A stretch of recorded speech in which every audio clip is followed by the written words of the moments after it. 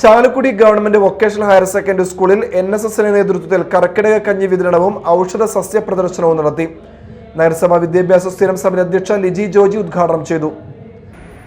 ഇന്നിപ്പോ നിങ്ങളുടെ hard work ഇത്രയും ഔഷധ സസ്യങ്ങൾ കൊണ്ടുവന്നിട്ടുണ്ട്.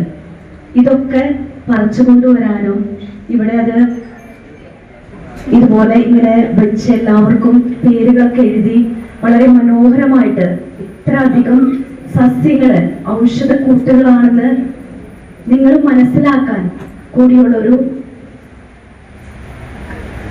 പരിപാടിയാണ് ഇവിടെ നടക്കുന്നത്.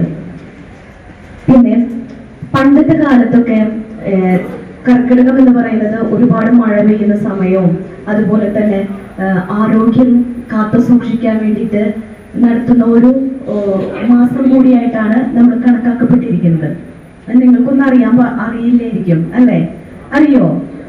വാർഡ് കൗൺസിലർ വിജയ് ജോജി അധ്യക്ഷനായി. പ്രിൻസിപ്പൽ EM ബിന്ദു, പ്രധാനാധ്യാപിക KN Leenamol, NSS programme officer PR Saritha എന്നിവർ സംസാരിച്ചു.